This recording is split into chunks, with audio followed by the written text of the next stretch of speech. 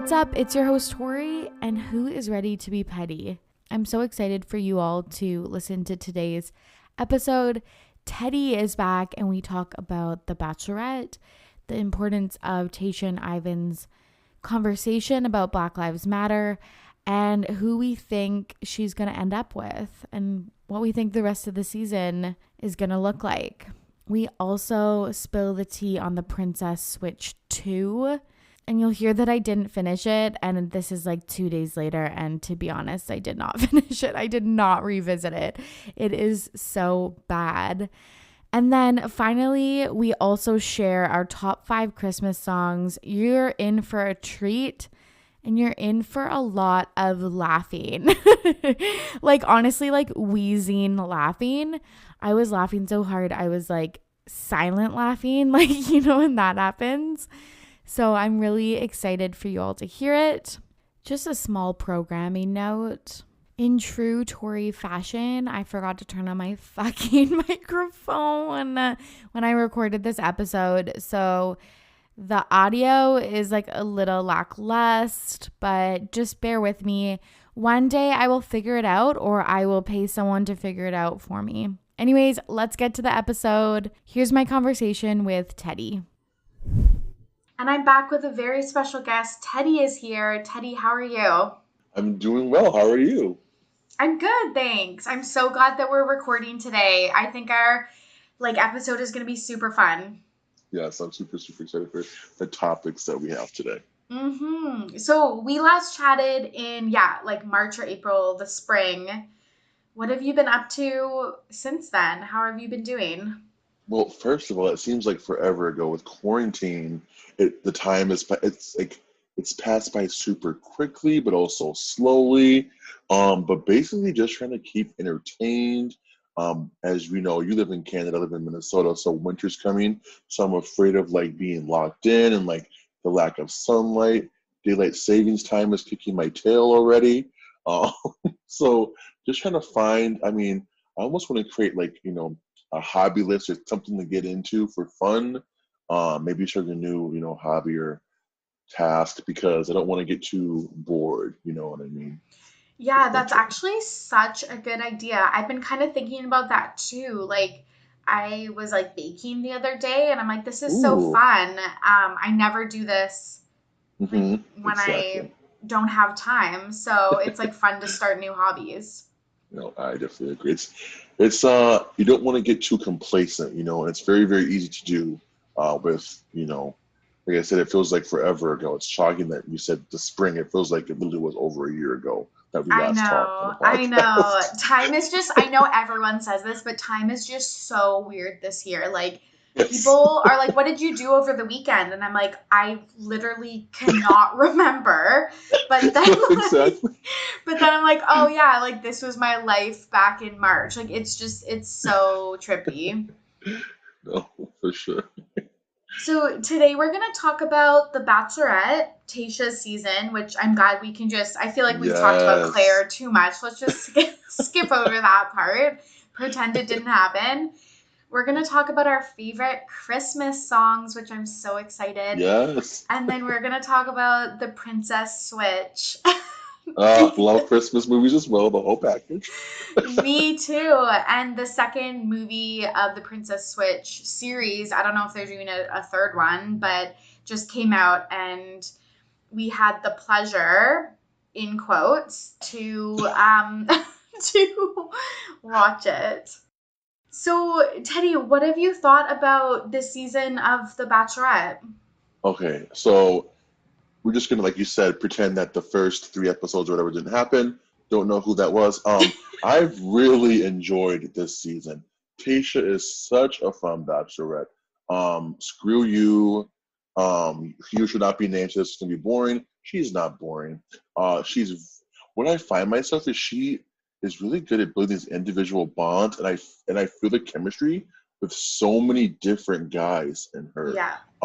And they're fun to watch. I was a little bit worried about the dates all being in the resort. I don't know if you shared that because like how much can you really do, especially when you're flying to Ireland in previous seasons and these beautiful countries. She's so fun to watch. I've really been enjoying the season so far. What about you? Me too. And I was like nervous about, you're right. She's just so normal that I was worried that it was going to be boring. In addition to the resort having limited dates, and like I'm not gonna say like the lava floor thing was thrilling. like You know someone from Plateau heard I'm not gonna lie, like that wasn't great, but you're so right. This is like, it's been a good season, and like it doesn't feel super manufactured, and I wonder Yes, I if agree. it feels more like Bachelor in Paradise, which a lot of people think is like the better show anyways. So Agreed. Agreed. yeah, Mhm. it's been really good. I've enjoyed it. I also agree that she has really good chemistry with people, and she's a really Yes. good bachelorette. Like you can tell Yes. she cares about everyone, even if like hmm we know that they're not going to make it hmm like to the end. So yeah, I really, really enjoyed that. I think obviously the biggest thing that stands out to me from this most recent episode was the conversation between Tayshia and Ivan. I was gonna call him Evan. Yes. Let's not bring back memories of Evan on this Bachelor series, because I like fucking hated Evan Bass. But Ivan and Tayshia were talking a lot about the Black Lives Matter movement, Ivan's Yeah. brother going to prison, and growing up in like predominantly white cities. What Mhm. did you think about that conversation? I was honestly shocked. I do want to share something from I think that brought up with a previous episode actually. Before we even touch on that, with I know everyone's been saying she's the first, the second Black Bachelorette, but she's also of Mexican descent, also of Hispanic descent. I think it's really important to acknowledge as a person that is Black and Colombian myself, acknowledging both because I didn't even know. I assumed that she was Mexican and white, and when she talked the last episode and mentioned that she was Joe, that she was actually Mexican and black. I was like, oh, you know what I mean? Um, it was amazing seeing that conversation. I never once thought I'd hear the words Black Lives Matter really on this show, even after Rachel was on it in her season. It was a very honest and real conversation, probably one of the most real conversations. Seeing them connect was so beautiful, also because someone that can identify with those things that is also mixed race or something that the bond you have with other mixed race people that understand because of various things that you go through in life. It Mm-hmm. was a beautiful moment. Um, yeah, I see, and Tayshia just going and admitting that she had never felt that before was amazing, and just it was super. It was refreshing to see that conversation, for sure. Yeah, I agree that like when she left that date, or when she was doing one of her like interviews, she was like, Ivan and I have something that like no one else hmm can understand. hmm And like that is just so beautiful to like think about, and it does make me nervous that she like doesn't pick him, and I'm gonna like cry a lot, because I think that they do have a really really beautiful relationship, hmm but and I just, yeah, I feel like I'm going to be set up for like just a disaster ending. But like, do you think that that is something that people look for in a partner, like someone else that is mixed race, so they can understand like that identity piece? So I would honestly say, looking at I only could really go off my own experiences. I don't, when I talking to someone, I just talk to them and get to know them, get to know their cultures, etc. So I think that's honestly what Tayshia does too. She's not sitting here going out looking for someone else exactly like her that's going to be mixed. You just kind of fall in love with that person, get to know that person, and then go from there, get to know their culture, no matter what it is, etc. But I think this was just an added bonus and a nice surprise and shock, that happened, I would say. I don't know if this was just me, but she seemed surprised when Ivan brought it up. Like, do you think that she was thrown off because she has been a part of this show before, and they usually don't talk about this stuff like on dates? Like, she seemed like like, she obviously, like, picked it up really quickly, but I saw, like, a Mm-hmm. moment of, like, oh my God, flash across her face. And so we've talked about, like, how these kinds of conversations in Bachelor Nation aren't aired, but I also, it seems like from talking or listening to Rachel Lindsay on different podcasts, it's also just, like, not discussed. And I think that that's such a detriment to, like, these shows. Like, look what happened with Becca Kufrin. Oh. Seeing her was a blast from the past. I don't know if I needed that, but Neither did I. I was like, I would say that she was surprised but ready, I would say. I do want to give props to ABC for doing that. I did not think they would. I know we've been in the last year, it's been sad. So many networks have been coming out saying we're going to do more diversity in casting, or ABC specifically got under fire with their leads. And I do want to say, while it's important to have diversity on the screen, behind the screen as well.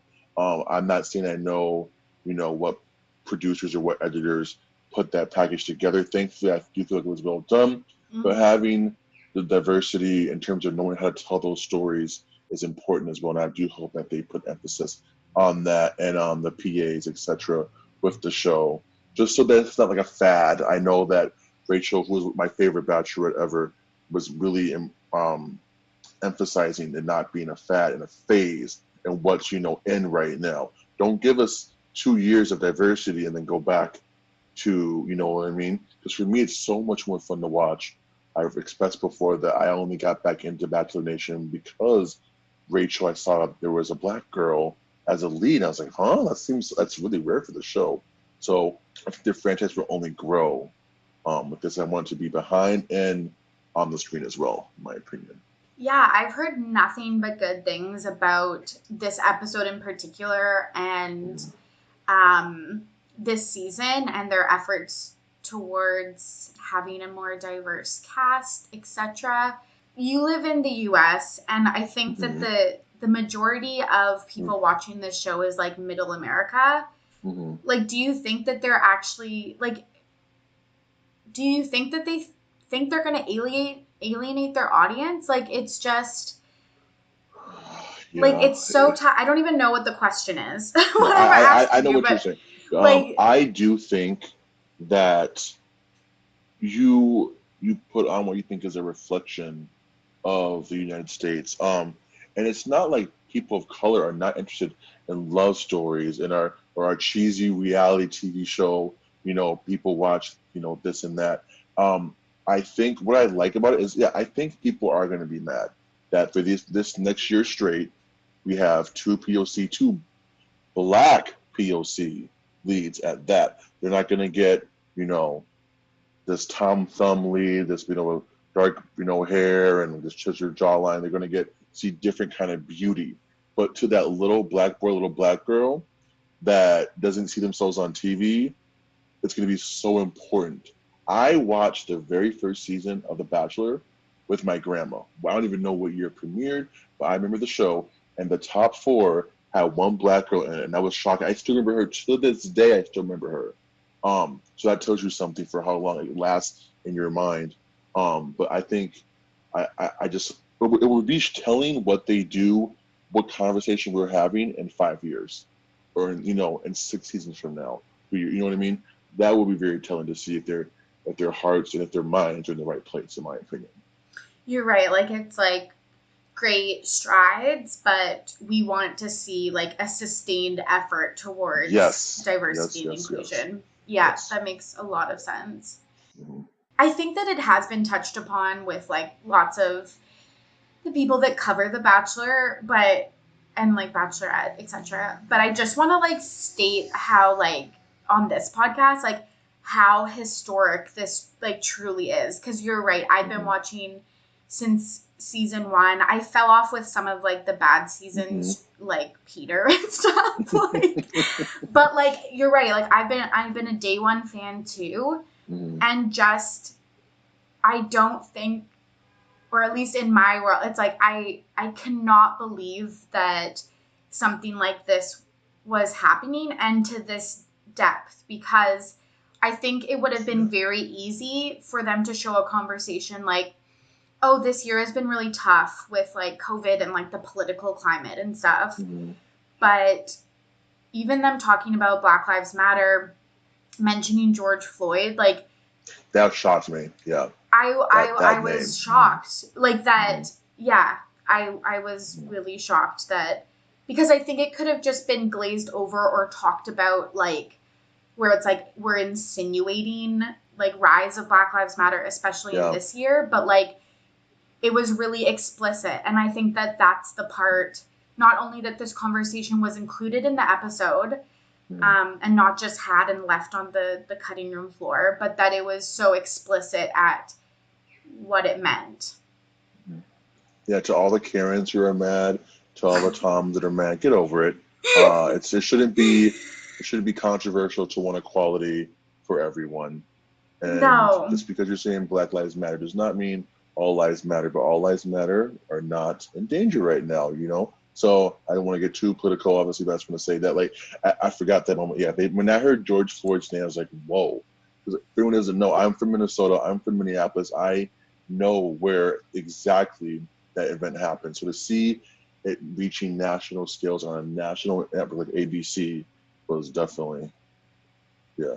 Yeah, and like they also talked about Ivan's brother being in prison and like brutality in prisons with like correctional officers and stuff. That was shocking. Like, yeah, it was just a lot to take in, and I'm so glad that these topics are being broached to this wide audience and in such a digestible way, because this is really how I think like change can happen, is when you just see two people on a show that you love discussing something that's so personal to them and that's obviously like deeply affected their lives and will continue to. So I like was like weeping. Well, what I like about it is this could be little Becky's first time seeing two Black people, two mixed people talk about this, you know what I mean? She's going to be approaching it with an open mind or learn something. That's what's important about this, and that's what's so comforting, knowing that could actually, happen. What can she take away from this as someone that may not have diversity in her town? You know what I mean? Maybe she's going to treat someone that doesn't look like her next time, a bit nicer, be more open to getting to know them. That's the little things, the little echoes and the waves that are created from this. I really hope are good, and I'm really hopeful, because The Bachelor Nation is a popular show, so I applaud them for doing that. Yeah, like it is. I don't think we realize how much of an impact The Bachelor has on like society, because it is so commonly viewed, and there's so many things wrong that like I'm like, I hope you don't pick like this learning up from it or whatever, because like it's weird about like stuff about sex and just like that it's all hetero and stuff like that, but it's like this could be so impactful for so many people. So it was really historic. And do you think that it's a turning point that we'll see like people on dates, the lead and the cast members talking about some of these deeper topics? Like, do you think they'll show more because it got such a well-received response? I can say I hope so. I do think them having back-to-back Black leads is something that I never honestly would ever thought would happen on the show. We'll see with Matt's season, I think he also obviously is a Black lead. He's going to have a diverse cast to choose from. I want to see the conversations he talks about, what more we're going to see from Tayshia.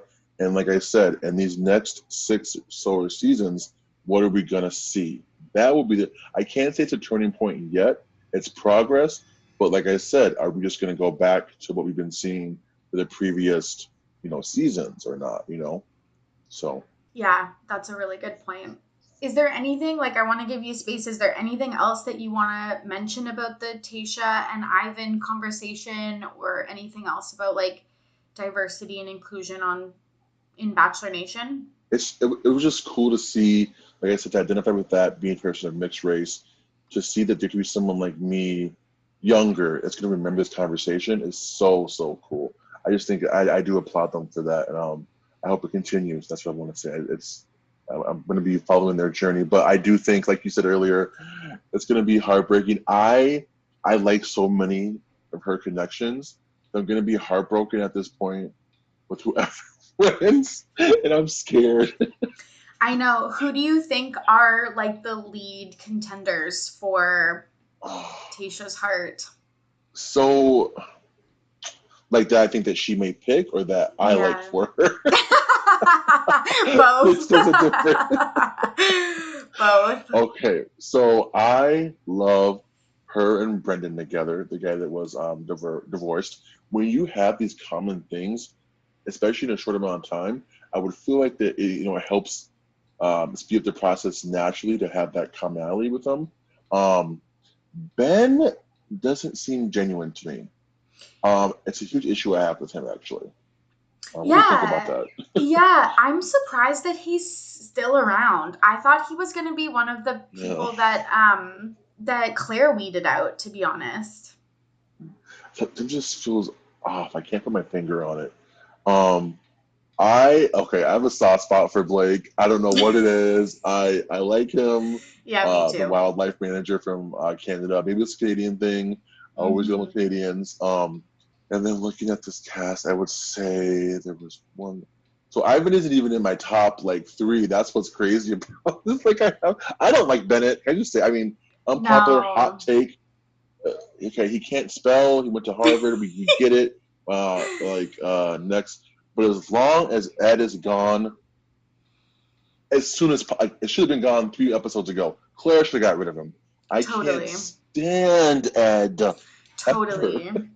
Ed is just like everything I hate in men, just wrapped up into one person. Oh, he's horrible. He's so horrible. And I think he's just there to I think he's one of those people that the producers are just you have to keep Ed and you have to keep Bennett.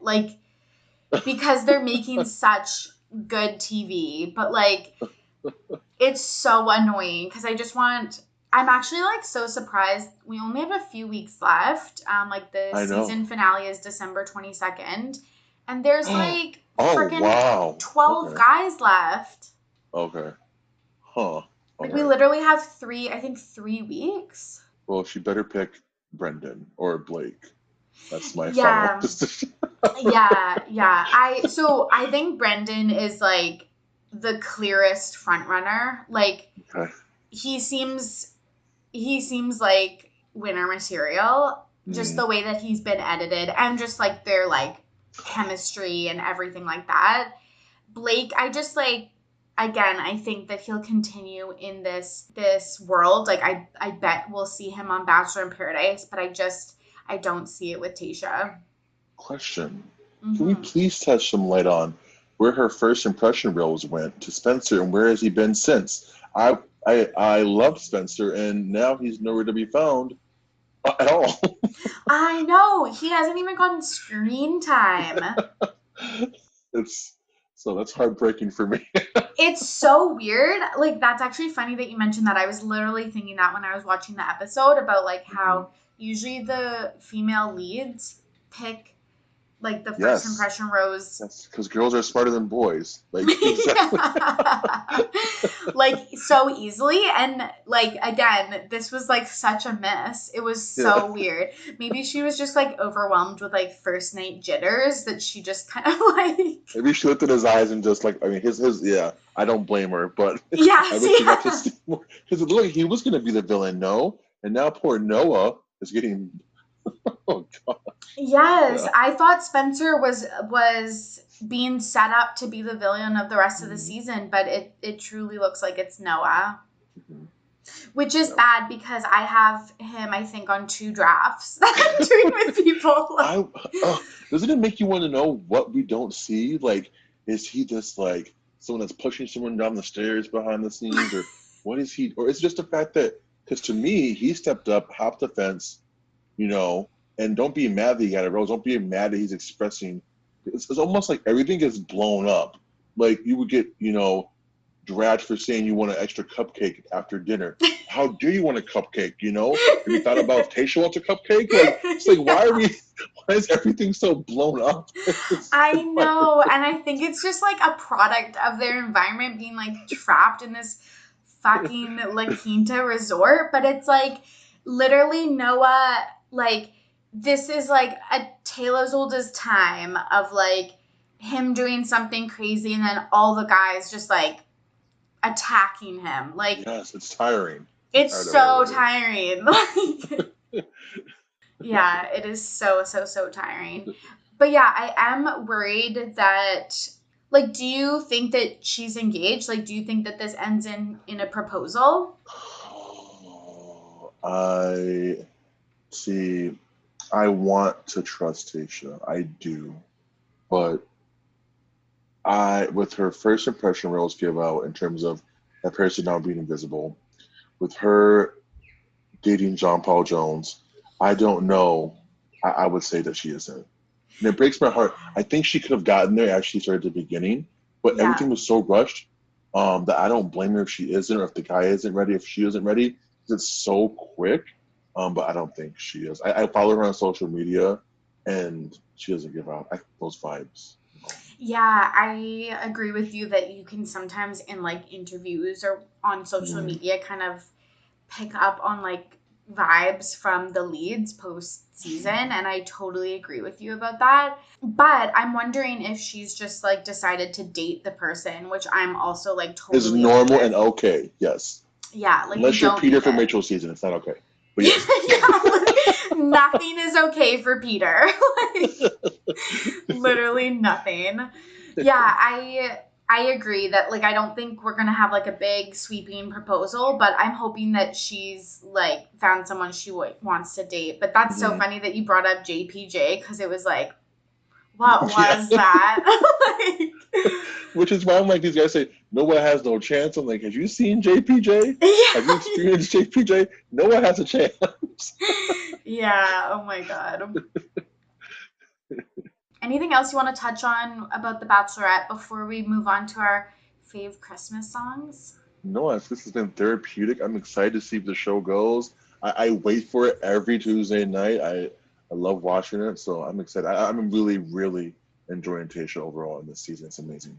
So Me too. I was worried after the first couple episodes, but I think it was also because I had such high expectations, because we had been waiting like 6 or 7 months to get any Bachelor content. So I think I just had like extremely high expectations, which probably wasn't fair to Claire.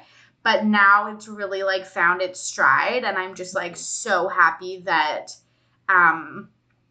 we are where we are right now. Yeah. Same. And I'm very excited for January 4th to see Matt and all of his ladies. That preview was so good. I'm ready to. Oh my God, the preview was so good. And I'm so excited for a Bachelor that doesn't know like the ins and outs of like the TV show. Like, it's just going to be so refreshing, I think. And I'm excited if you also see Tyler Cameron, but we'll see.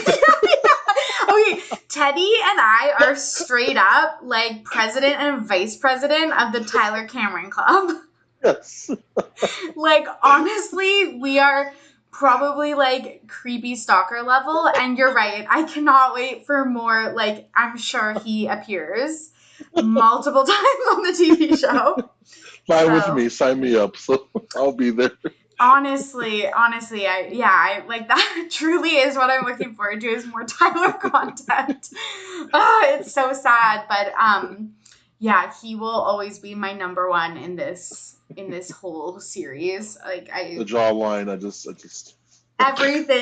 everything is just like, he looks good in like a pea coat to like a suit to like on the beach. Like, it's unfair.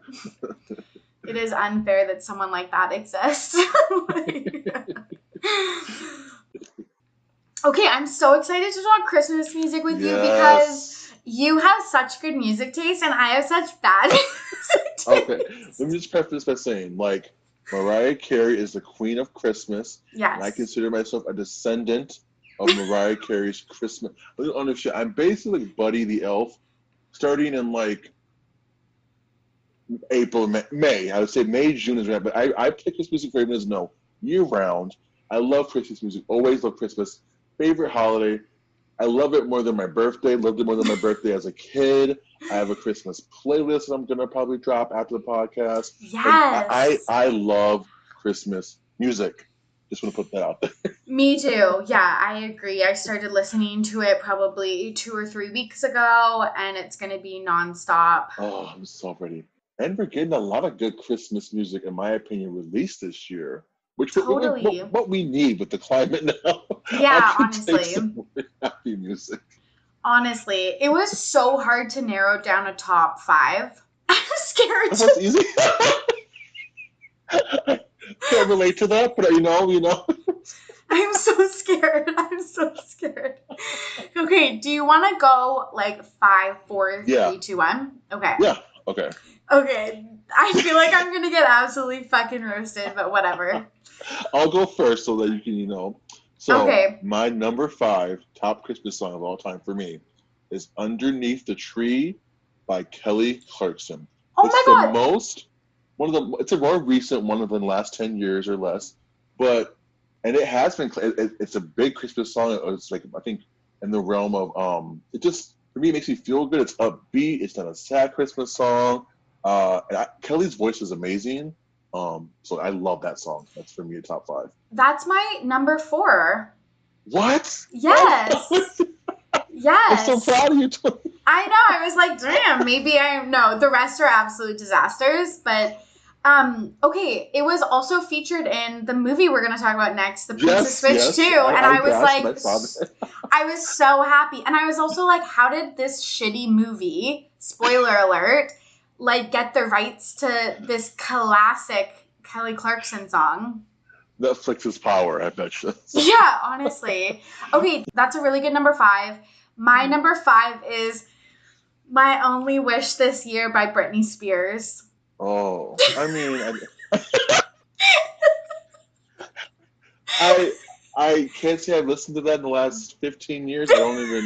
When I think of Britney's voice, I don't think of Christmas, but I'm assuming it's nostalgic for you. Yes. It's just really good. It's also, actually, you'll notice a theme in my top 5 songs that it is like upbeat, fun, like about love and stuff like that. It's just a really fun one. Like, it's one that you want to like decorate your Christmas tree to. Yeah. All right, Brittany. I didn't think we would get a mention on this podcast. Yeah. All right. So my number 4 is "Santa Tell Me" by Ariana Grande. Now, this is another bop of a Christmas song. I've got my friends hooked to this song. The music video is fun. Her voice is amazing. I love this. It's just a fun pop Christmas song, in my opinion. I love it. It was on my honorable mentions. It is like pop perfection. Yeah. This is a spoiler, but I included another Ariana Grande song in my top 5, so I felt like Yeah. So I kind of shook at those. I know, I'm extremely shook. I just didn't want to have 2, but like Santa Tell Me, like it's just perfect. Like, it's just pop. Mm-hmm. Like, I love it. Yeah, perfection. I love it. My number 4, like I said, was "Underneath the Tree" by Kelly Clarkson. The taste jumped out. Very proud of you. It's just so good. Like, Kelly's voice is like the perfect voice to do any Christmas song. And that whole album that she did is like extremely good. She also released 2 new Christmas songs. I believe one is "All I Want for Christmas Is You" and "Underneath the Mistletoe." Check those out. I've added those in my playlist. Those are both amazing. Been playing the heck out of those. Love those. Okay, I love that. Okay, I'm going to listen to those after this. All right, so number 3 for me, it's a bit of a 3-for-1 combo. "Last Christmas," but 3 different versions here. I like to go between the Wham version, the Glee version, and the Ariana Grande version. So for me, it's like you get the best 3 in 1. So I switch around, but that Last Christmas is a staple for me. That is a really good song, and I'm kind of sad that you didn't include the Hilary Duff or Ashley Tisdale version. Like, where are those, Teddy? Torry's doing justice for the pop princesses. The Hilary Duff Christmas album, like, is iconic. Is she the one that had Candy Cane Lane? Santa Claus Lane. Oh, maybe that's what. Okay, see, okay. Look at me. Yep. I don't know. Yeah, Hilary made my honorable mentions, especially like Tell Me a Story with Little Romeo, and Last Christmas. Actually, honestly, just stream her entire album, Santa Claus Lane. But yeah, that's a really good one. Last Christmas is a really, really good song. But I am only intimately acquainted with the Ashley Tisdale and Hilary Duff versions, to be honest. What's your number 3? Okay, my number 3 is Christmas Eve by Justin Bieber. Oh, Torry!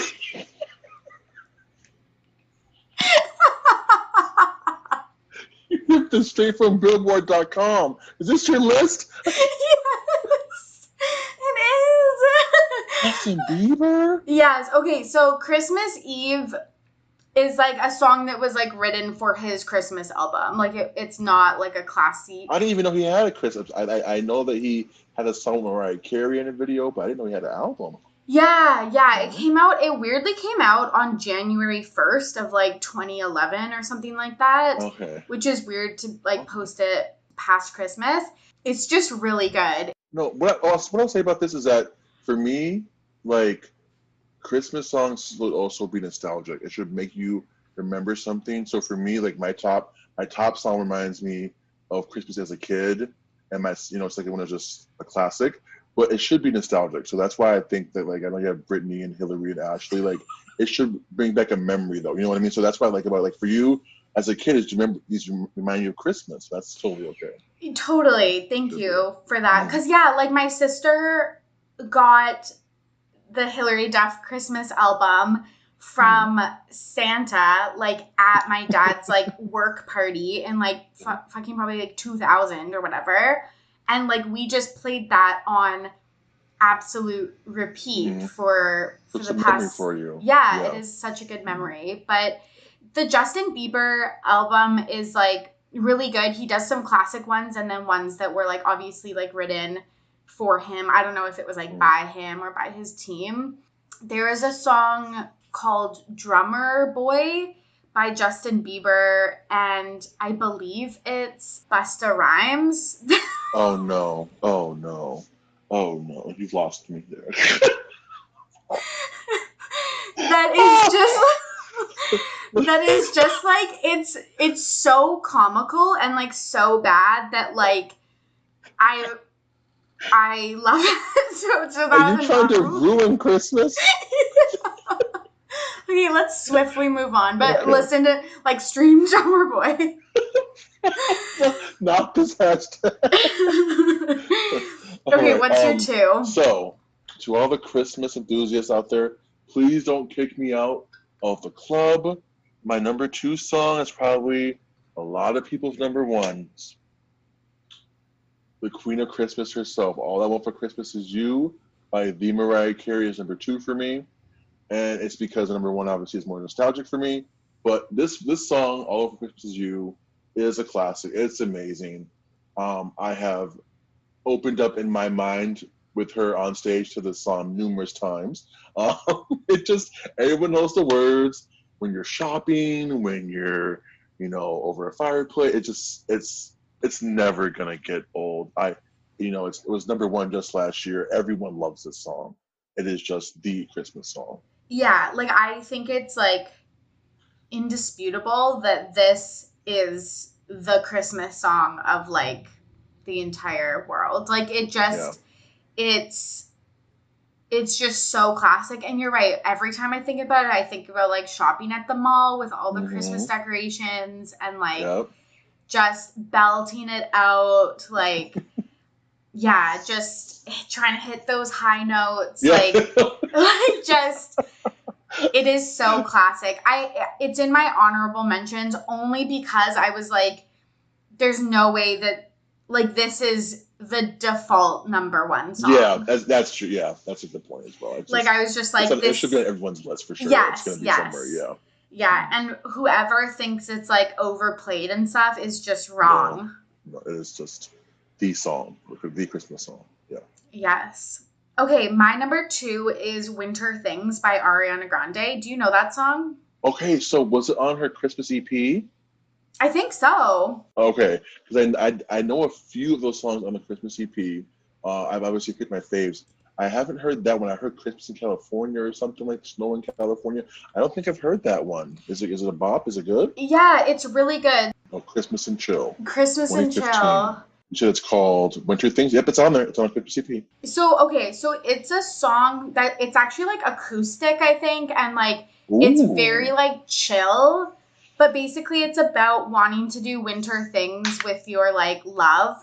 And I just really like it because I think it captures like what that feeling of wanting to do like ice skating and Christmas tree decorating and like long walks in the snow with like someone you love. Like it just is really good at capturing that. So, and it's just a different style because again, I think it's like kind of acousticy and like it's really like it doesn't have a lot of like bells and like Christmas jingle. So I kind of like that it's a little bit different. That's nice. That's awesome. Are we ready for? All right. I'm so ready. Let's get the Christmas horns going. So my number one Christmas song of all time. It's quite nostalgic for me. It's from the movie The Grinch.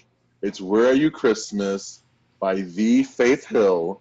This song is in like my top 10 songs on Spotify of all time.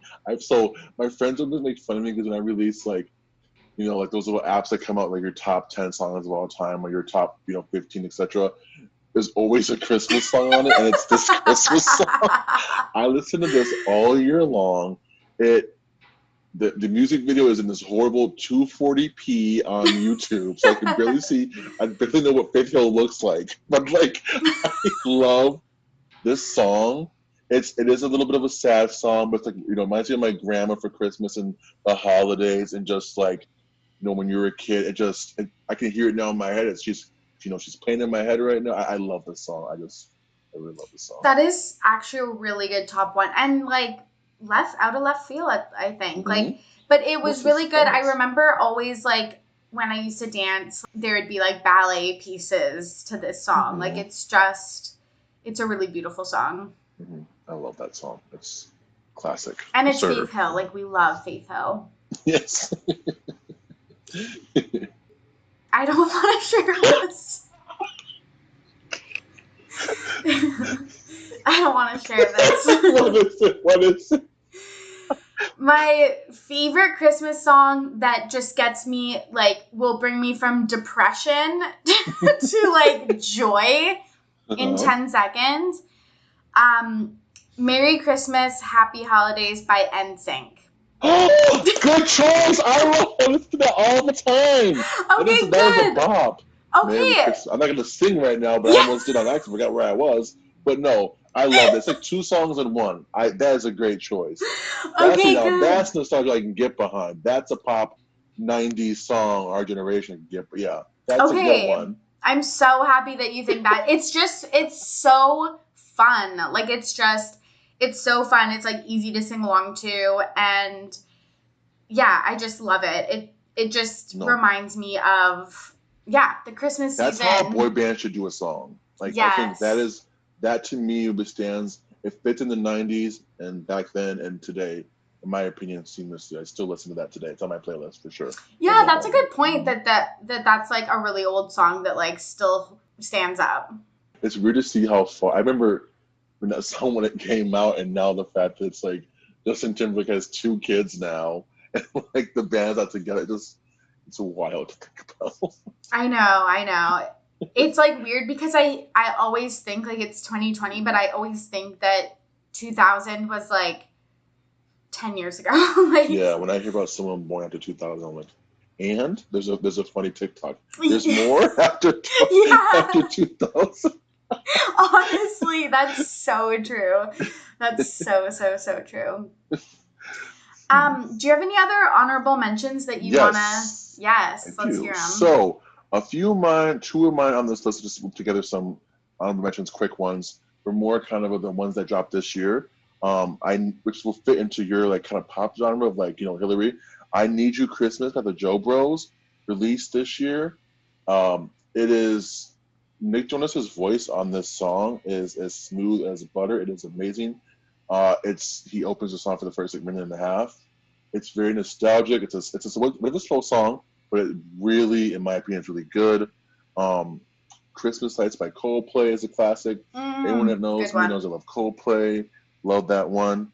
Torry Kelly released All I Want for Christmas Is You, a cover of the Mariah classic. Torry Kelly is an amazing singer. And a little instrumental love here. Christmas Eve / Sarah, I cannot pronounce this. Sarah Javo, it's Sarajevo. It's only instrumentals, but if you hear it, Torry, you would know it. That's the thing. Like, I didn't know the name until I actually had a friend tell me about it. But those are my honorable kind of quick mentions there. I love that. I'm gonna have to listen to those because I haven't heard of any of them. I'll link you to my Christmas playlist. Yes. Okay. Yes, and you can share with me, and I'll put it in the show notes so the people listening, awesome. can listen to these ones that we've chosen. Oh, that's amazing. Okay, I love that. I mentioned the ones Drummer Boy, Santa Tell Me, anything off the Hilary Duff, Santa Claus Lane album. I'm gonna have to go back and listen to that because I really don't think I've heard that she's had that song, but I don't think I ever listened to it. But yeah, I don't think I ever did. It's like it's so overproduced, like it just sounds so fake and stuff like that. But I just I love it. Nostalgic, right? That's exactly what it is. Okay, we wanted to talk about The Princess Switch. I obviously watched the first movie when it came out in 2018 or whatever. Not gonna lie, I couldn't get through the second one. See, there's a trick to these movies, Torry, especially for this one. You watch it and wait. So I watched it over the course of 3 separate days. I just really finished it before the podcast. I had 5 minutes left. It got super cheesy. It's a lot of the same story again, but I love Christmas movies. I know they're going to end up together at the end. That's fine with me. I watch for the cute boys. That's fine with me. The decorations and soundtracks, it is the same story over and over again, but I'm a sucker for that, just like I am with Christmas music. I love Vanessa Hudgens in Christmas movies, personally. This is her niche. She's found her thing. I'm not embarrassed for her. Get your paycheck. You're working. I enjoy. She has a good Christmas spirit, in my opinion. Okay, you've touched on some really important things that I want to talk about. You're totally right. I should have watched this in 2 chunks. I'll probably finish the rest of it tonight. I got 3/4 of the way through. I'm at the part where one of the 3 Vanessa Hudgens gets kidnapped. Can't recall who it was. Honestly, and it was 12 hours ago. So rough. But yeah, I'm an hour 30 out of 2 hours in. I'm pretty much done. That was a question that I had for you is, are you embarrassed for these people? No, and I saw that question. No, I'm not. They're working. It's more embarrassing if you're not shown. Everyone loves a classic Christmas movie, no matter what. At the end of the day, kids will watch it, if anything. You know what I mean? And she still can sing if she needs to. She will always have High School Musical to fall back on. No, she's where I'm happy for her. I know she had a little questionable mishap earlier this year with coronavirus that just now remembering. I might be letting her off too easy here, but I enjoyed her Christmas together. Yeah, I think for her especially, this is such an easy transition from Disney Channel movies to good point. To Netflix. Yeah. It's basically same. And you're right, she also was in Night Before Christmas. Love that one too. So good. That was actually one that I fully watched, fully paying attention. But I feel a little embarrassed. I think so I don't think that I'm embarrassed that she's doing Christmas movies on Netflix. I think the premise of the 3 like triplets it's like if Parent Trap had a part 3. Like I was like the first one I was like, okay, this is like kind of getting a little bit embarrassing, like you changing your like accent and stuff. But then once we got to 3 characters of the same person, I was like, this is a touch embarrassing. Imagine the 3rd movie. It'll be quintuplets. Yeah. There should not be a 3rd. I will say this. As much as I love the idea, if there's a 3rd movie and I see 5 Vanessa Hudgens, that's where I draw the line.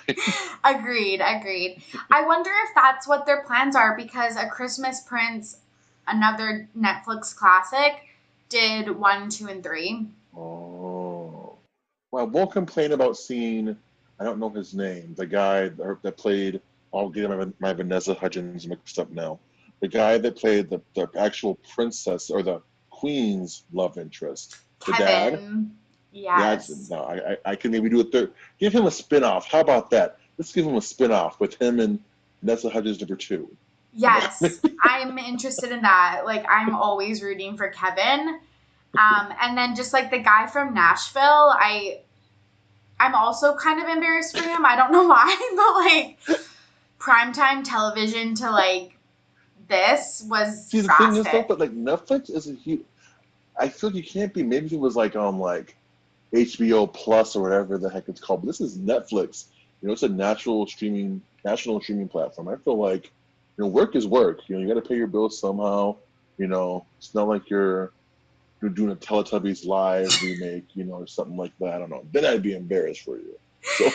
That's a good point. Like, it would be more embarrassing if this was like on Hallmark but like it is Netflix. That is a good point. No shade to Hallmark movies. Like, love those just as much. The Christmas people are going to come for you. You better be careful. I know. And like the Christmas people are like scary people. But like I like those movies, but like I wouldn't want that to be like my bread and butter as an actor. I think that's a good point. I think what it is like you kind of had, I mean, you're making me think, am I being too easy on her? I mean, it's like she has her strong accolades throughout her career. Zac Efron was the breakaway star for that, but I consider her that too. I mean, you don't see Corbin Blum anything, you know. Okay, that's actually a really good point. I think, like, for some reason, Vanessa and Zach from High School Musical, and I wonder if it was, like, because they were dating and stuff, seemed to get to, like, kind of, like, A-list celebrity culture, like, on red carpets and stuff like that. Okay. And I feel like, so it does feel like a demotion, but you're right. Like, what else other than a few songs has Vanessa been in? You're making me realize she's been a part of some very bad movies. That movie with her and that Beast, of the remake of her and Alex Pettyfer. So, Beastly. Oh, you're making me judge poor Vanessa Hudgens. I didn't realize this. You know what? I will always be a Vanessa Hudgens and Zac Efron shipper. To me, it feels like it was just 5 years ago they broke up. And that relationship was literally 15 years or like whatever, like 10 years. It's crazy to hear that was 10 years ago. To me, I will never, they're going to get back together one day, just like a Christmas movie, and find out they were true loves all along. I know. It's weird how some of those couples, like, do seem like the perfect couples or whatever. Like, I think that same thing with Vanessa and Zach. It's like how I view Justin and Selena. Oh, I can't.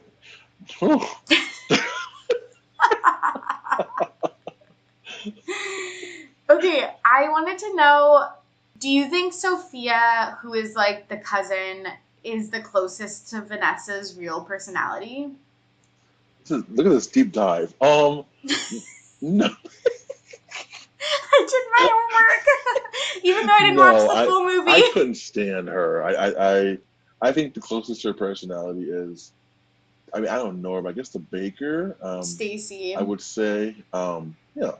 I would say it's the most, you know. You are generous towards Vanessa Hudgens. I know. Like, am I a Vanessa Hudgens stan? Yeah. I have, like, other than that, like, extremely out of touch take about Corona, I do really enjoy her. Like, there's nothing nothing that I can think of that I like dislike about her, but I loved her album V or whatever. I have to listen to Say Okay today, to this day. Oh, that's such a good song. Yeah. So good. Do you have any other suggestions for like cheesy? I have nothing else to say about the Princess Switch. You come to the right person. So I don't know where you watch a lot of these. Last year was on Hulu, but Holiday in Handcuffs with Melissa Joan Hart and the man that is Mario Lopez. Such a fun, cheesy, unrealistic movie that could never happen because of the age of cell phones, but it was the early age, so they pull it off. For me, that's a good one. Oh my God, I just looked it up. Oh my God, I'm so excited to watch this. I have no idea. It's one of my favorite ones. I have no idea how I'm going to find this. Oh my God, but this looks amazing. You have to watch it. And then like Netflix has a great selection. And if you kind of are tired of the same, love story one, there's Netflix has a few great twists. I would say for sure Netflix is the way to go for your Christmas movie fix. And this is how I know a lot of them are the same, because a lot of them are escaping my mind right now. Yeah. That's how I feel like you know. Yeah. Christmas with the Cranks, another classic one for me. But yeah, I would say those two if you want a nice little fun shake up. So nice. I'm gonna check those out. The one that I'm really looking forward to this year is Happiest Season. What's that?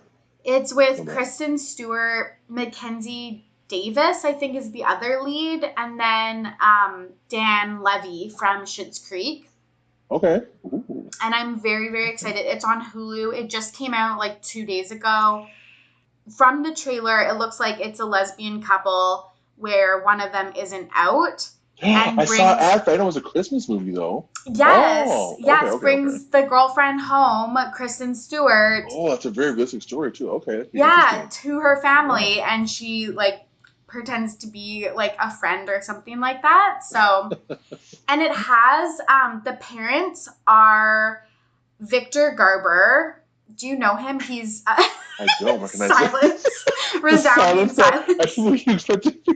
Like Victor Garber. Okay, this is like a deep cut, but he's the dad in Cinderella, the Brandy version. I love that movie. Me too. Okay. I do know him. Yes, that's true. Yes. And then the mom is Mary Steenburgen, who, again, is kind of random. She's in tons of movies. She was in The Mom and Step Brothers. Up?